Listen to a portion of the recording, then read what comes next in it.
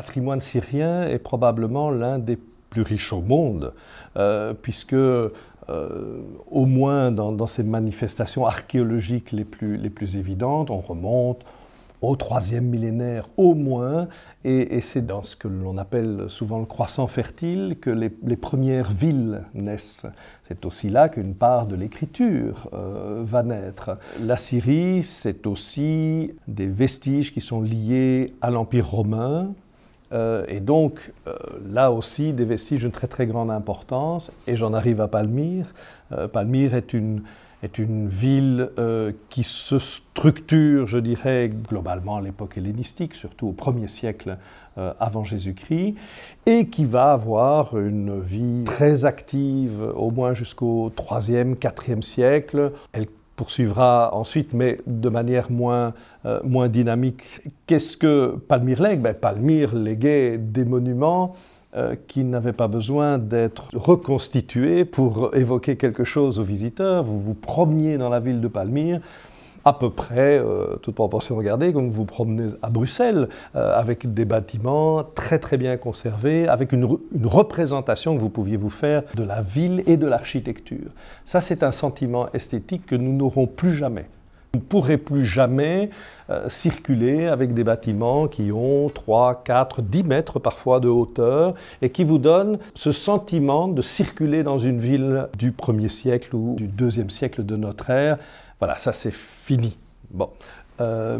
Ensuite, le patrimoine syrien ne s'arrête pas là.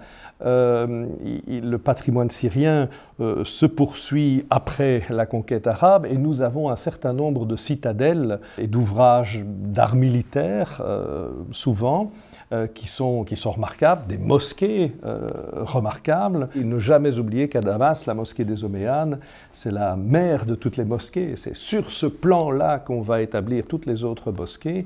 Donc il faut bien voir que la culture syrienne est une culture de foyer, de diffusion, et aussi pour la culture arabe et musulmane.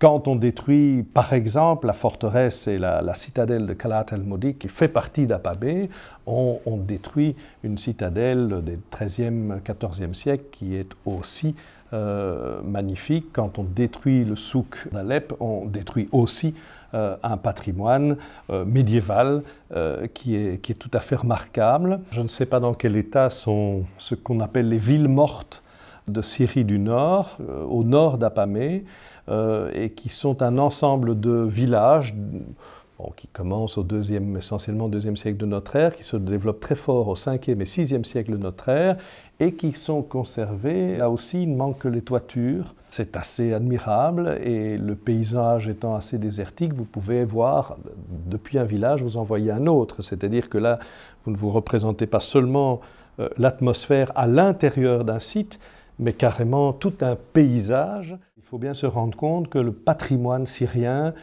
est un patrimoine assez rare. Il ne s'agit pas, comme dans certains pays, même l'Italie ou la Grèce, d'un site relativement isolé, dans un milieu moderne. Où, il s'agit de sites très très bien conservés et parfois encore en relation environnementale, je dirais, par rapport à leur contexte historique.